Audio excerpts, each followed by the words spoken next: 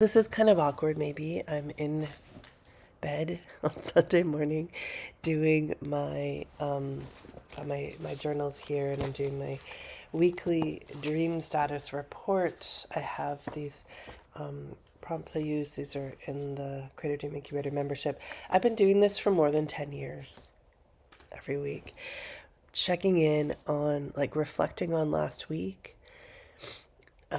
Just really what happened, like writing it out for, just taking a few minutes to write out what happened, and then noticing as I do that, how am I feeling?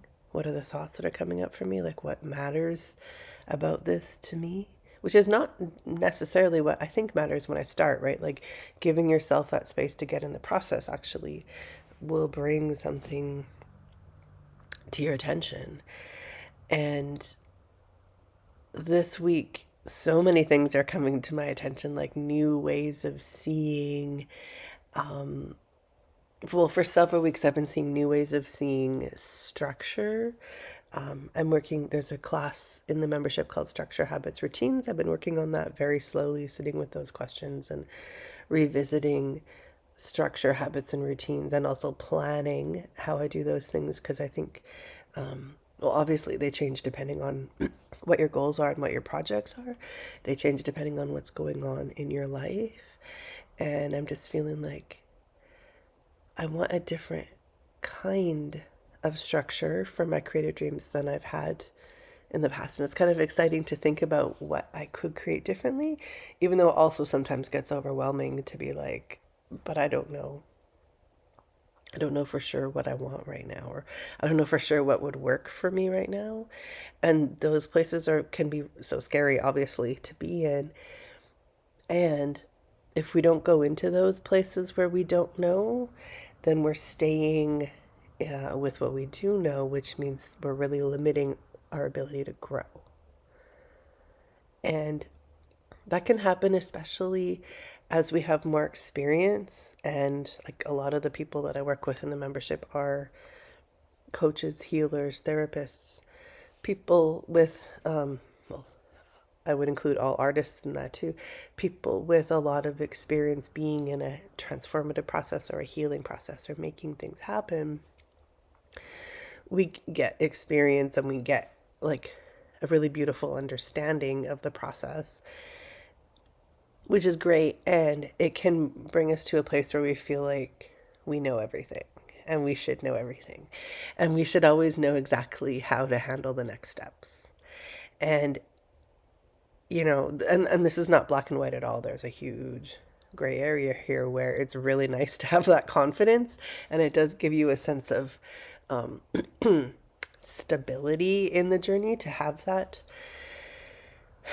And sometimes that can stop us from going into the next unknown, and we need to be able to go into the unknowns in order to make space for real growth. And so we are going to, no matter how much experience we have, we're going to keep coming into places where it's kind of scary. And for me, that's why having consistent practices and routines that I do for a very long time, that I like get into routines with them around reflecting, like this, my Sunday. I haven't always done it on Sunday. Right now it's like sometimes it's on Friday, sometimes it's Monday, but right now it's a Sunday practice for me. So that kind of, it's kind of what I mean. Like, I've done the practice every week for a very long time, but how I'm doing it changes as my life changes, right? So we want to have enough flexibility without just abandoning things all the time. Because the consistent showing up to reflect on our own process is one of the best ways to learn about what we need next, especially when we're in one of those places where it's unknown. Yeah, and so if you're just like, if you're not wanting to go into the unknown, if you're like, no, I know how to give myself the structure and the planning I need, I know how to do everything, you're severely, severely limiting what is possible for you, right? So I don't want to do that. So I'm sitting in the mess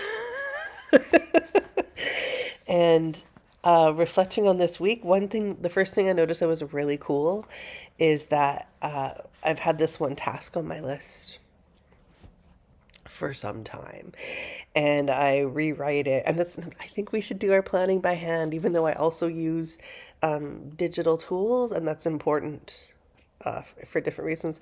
I start by writing everything up by hand. And so the physical act of writing this task week after week after week, I'm starting to feel like I am dragging this task with me. And like, what the fuck is going on, right? Because why am I not doing it? Or why am I not realizing, hey, I'm not doing it. Maybe I should let this go. Like, why am I continuing to drag it? What's going on there? And I realized I was just kind of assuming that I'm failing, that I'm not working hard enough. And then sometimes I have empathy. I've had a lot of health problems this year, so I'm like, well, I haven't been able to. And then, but that still comes from the perception that it's better to do this thing than to sit with it as an idea of a thing I could do. And so this week I realized actually this has been great to sit with as an idea, and that I don't have to do all of my ideas as quickly as possible. And rather than feeling like I'm doing something wrong or my life is going wrong to cause me to not implement right away, I could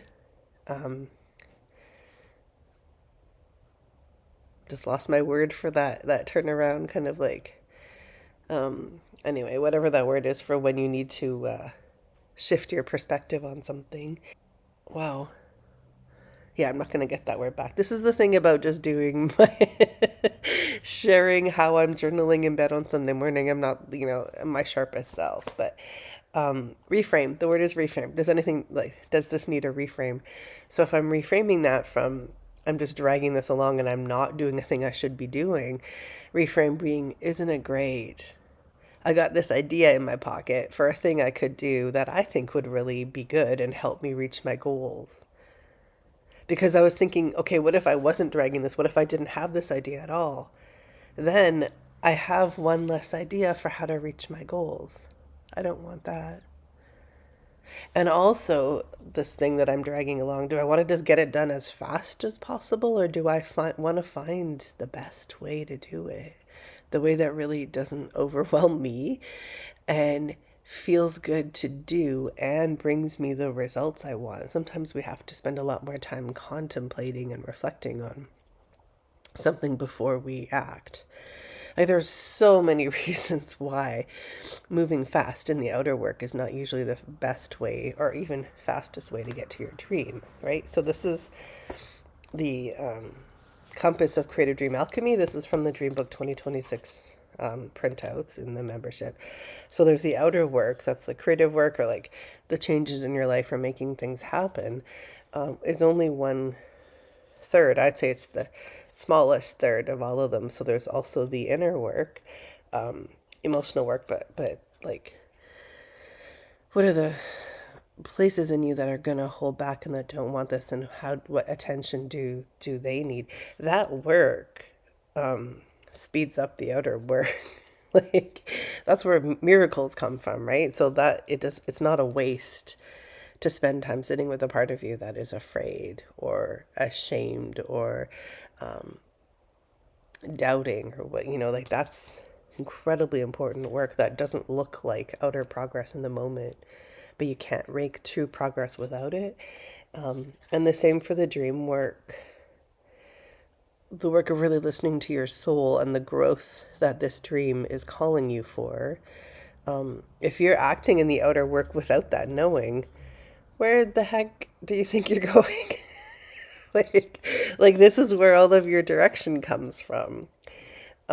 So these are so important, and I've been doing so much more of those this last week, and it has utterly shifted how I see how I should do the outer work. And my bet is that the outer work will now be so much easier than I thought it would be, and probably get me better results than I was hoping for. That's what tends to happen when we really give ourselves the space to do all of the dream work and inner work that our dream is asking for. Because usually we're just doing enough to get more progress in the outer.